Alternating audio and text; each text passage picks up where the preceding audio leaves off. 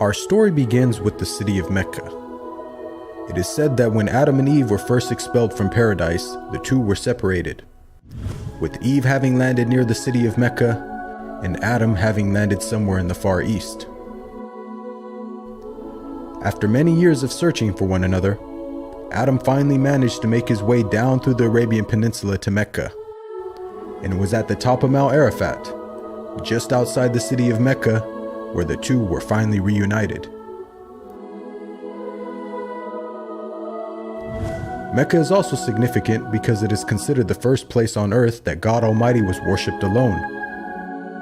And so, it was at that very spot that Abraham and his son Ishmael built the first house of worship for God.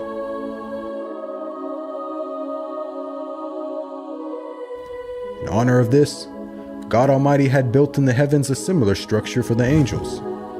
And it is said that every day, 70,000 angels come to that building to perform their prayers and then leave, intending never to return again.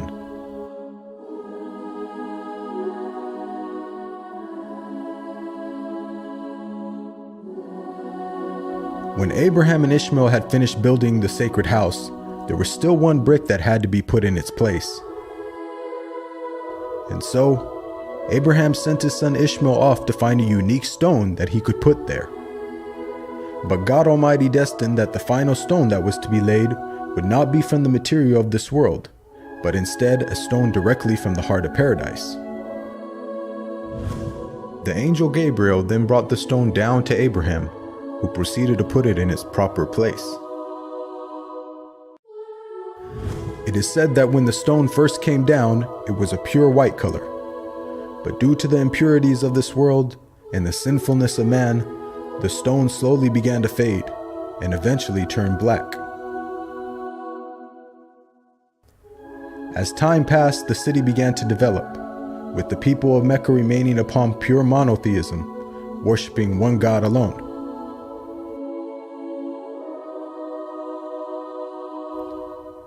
This despite the fact that their neighbors in Egypt, Mesopotamia, and the Levant had been practicing paganism for centuries.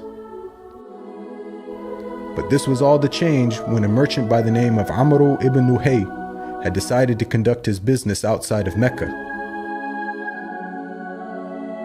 Amr then proceeded to journey northwards until he reached the lands of Levant. There, Amr would witness for the first time things like modern architecture, advanced literature, and of course, the practice of paganism. Amr was so impressed by all that he had seen that before leaving, he asked if he could take one of the idols back home with him. The people agreed, and so Amr took the idol and placed it along with the other goods and merchandise in his caravan.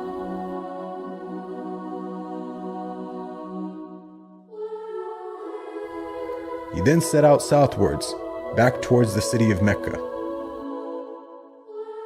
When Amr arrived back home, he immediately took the idol and placed it right in front of the sacred house.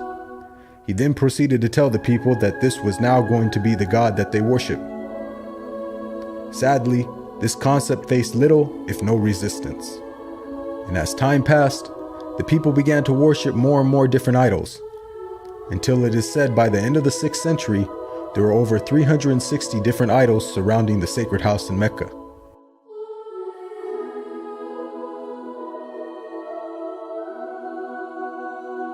As the years passed and paganism became more prominent throughout the world, the people who still practiced monotheism knew that the coming of a new prophet was close at hand.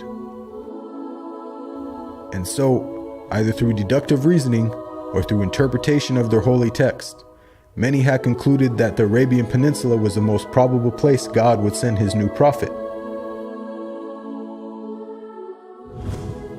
For at the time, the Roman Empire and the Persian Empire had extremely repressive governments and were hostile towards any type of rebellion, be it ideologically or politically.